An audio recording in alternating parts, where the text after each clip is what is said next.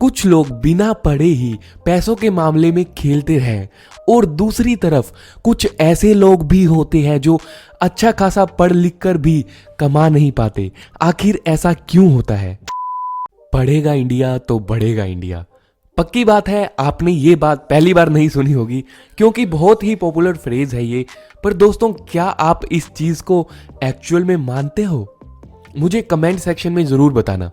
क्या आपको कभी ऐसा फील हुआ है कि हमारा जो एजुकेशन सिस्टम है वो हमारी नॉलेज तो बढ़ा रहा है पर अर्निंग नहीं? या दोस्तों, मैं यूं कहूं कि कुछ लोग बिना पढ़े ही पैसों के मामले में खेलते हैं और दूसरी तरफ कुछ ऐसे लोग भी होते हैं जो अच्छा खासा पढ़ लिख कर भी कमा नहीं पाते।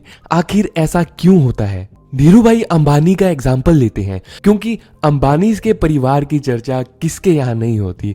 वैसे तो अब वो हमारे बीच नहीं है, पर क्या आप उनके बारे में एक फैक्ट जानते हैं?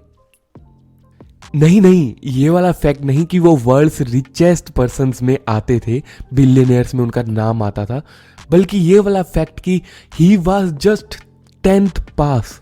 गाइस, जब मुझे ये फर्स्ट टाइम पता चला था मैं भी आप ही की तरह शॉक्ड हो गया था क्योंकि हमें तो यही सिखाया जाता है ना कि पढ़ोगे लिखोगे तो बनोगे नवाब, खेलोगे कूदोगे तो बनोगे खराब।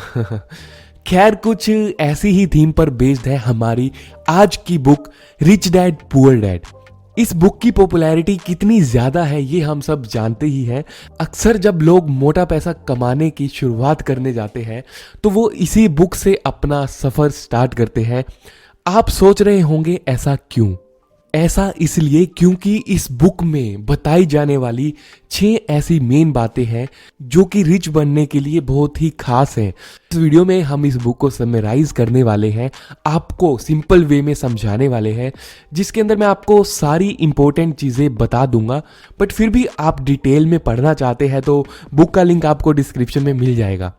चलिए पहले थोड़ा ऑथर के बारे में जान लेते हैं। रॉबर्ट कियोसाकी एक अमेरिकन राइटर हैं जिन्होंने कई बुक्स लिख रखी हैं, जिनमें से Rich Dad Poor Dad is the biography of his own. उनकी खुद की ये बायोग्राफी है, where he tried to pen down his story. अगर मैं एक वर्ड बोलना चाहूं कि ये बुक हमें क्या सिखाती है तो वो वर्ड होगा फाइनेंशियल एजुकेशन। और गाइस, एक और बहुत इंटरेस्टिंग चीज़ जो कि मुझे सीखने को मिली इस बुक से, मैं आपके साथ ज़रूर उसको अलग से इंपॉर्टेंस दे के समझाना चाहूँगा कि इस बुक में एसेट्स और लाइबिलिटी के बारे में समझाया गया है। जनरली हम लोग क्या सोचते हैं ना कि हम लोग देखते हैं किसी के पास गाड़ी है, किसी के पास इतना ज़्यादा एक्सपेंसिव चीज़ें हैं, उनके पास अपना घर है, महंगे महंगे घर उन्होंने लिए हुए हैं, तो हम अमीरी को इस सब के साथ रिलेट करते हैं। बट हमें जो मिडिल क्लास से एक बंदा स्टार्ट करता है अर्निंग, तो उसके लिए ये सब एसेट्स नहीं होती है। गाइस, यहाँ पे मेरा जो एसेट्स को देखने का नज़रिया था वो इस बुक को पढ़ने के बाद बदल गया है। इस बुक के अकॉर्डिंग एसेट्स वो चीज़ें होती हैं जो हमको पैसे कमा कर देती हैं और लाइबिलिटीज वो चीज़ें होती हैं जो हमसे पैसे खर्च करवाती हैं।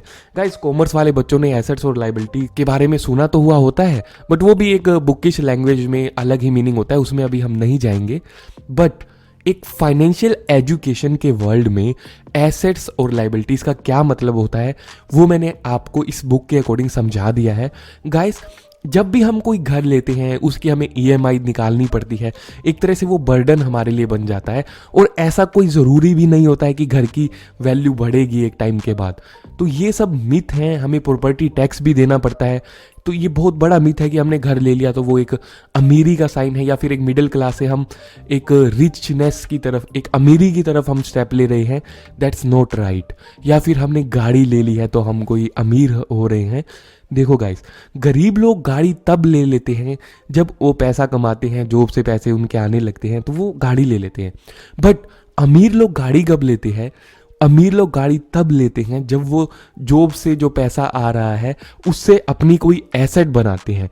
ऐसी एसेट या ऐसा बिजनेस जो उनके लिए काम करे, उसके लिए उनको एक्टिवली काम ना करना पड़े। गाइस, अगर इस बुक से मैं अपना इनपुट शेयर करूं कि मुझे क्या एक बहुत बड़ा शिफ्ट आया, जो मेरा मेंटल शिफ्ट आया, हम लोग जैसे ही कुछ अर्न करने लगते हैं वहां से जो सेविंग्स भी होती है तो वो हम अपनी लग्जरीज की ऊपर स्पेंड करने लगते हैं। बट जो रिच माइंडसेट है वो ये कहता है कि उससे पैसा बचा के हमने या तो अपना ऐसा कोई बिजनेस बिल्ड करना है या ऐसी कोई एसेट बिल्ड करनी है जो हमें पैसे कमा के दे, ना कि हमारे और पैसे ले।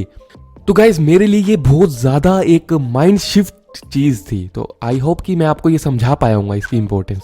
तो गाइज चलो कंटिन्यू करते हैं आगे। तो गाइज, जो ऑथर हैं उन्होंने किताब में अपने 2 डैड्स दिखाए हैं। एक उनके बायोलॉजिकल फादर यानी कि जो उनके एक्चुअली में पिता हैं, एंड एक उनके बेस्ट फ्रेंड के फादर। कैन यू गेस कि उन दोनों में से उन्होंने किनको पुअर डैड बोला है और किनको रिच डैड बोला है? लेट मी टेल यू, उन्होंने अपने बायोलॉजिकल डैड को यानी कि जो उनके एक्चुअल डैड है उनको पुअर डैड कहा है, जो कि एक वेल एजुकेटेड टीचर थे पर अर्निंग बहुत कम थी। और अपने बेस्ट फ्रेंड के डैड को रिच डैड कहा है, who was educationally very weak but he was one of the richest man.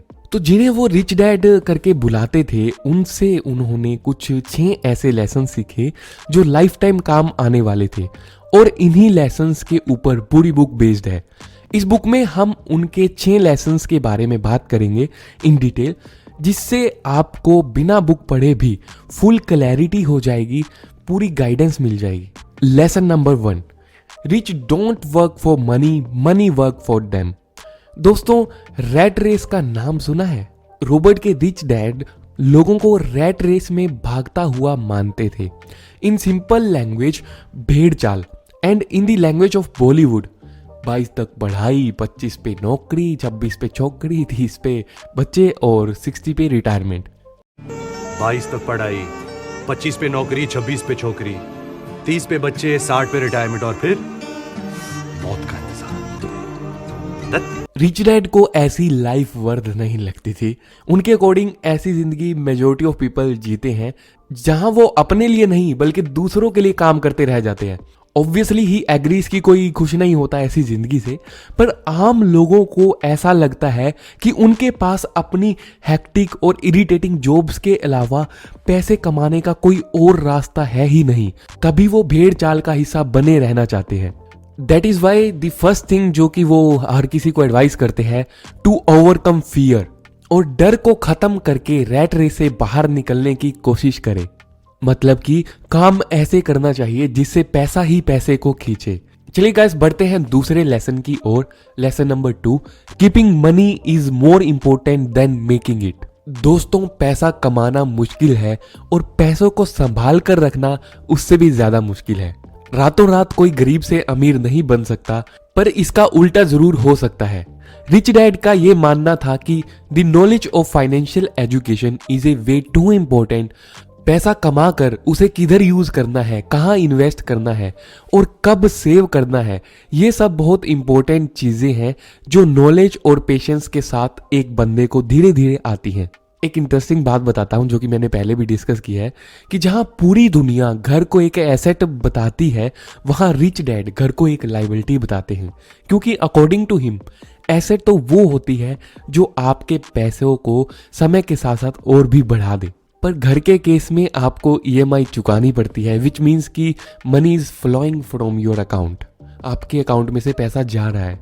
ये सीखना कि कैसे पैसे से पैसे बनाना है, ये बहुत ज्यादा इंपॉर्टेंट होता है एज पर हिज एक्सपीरियंस।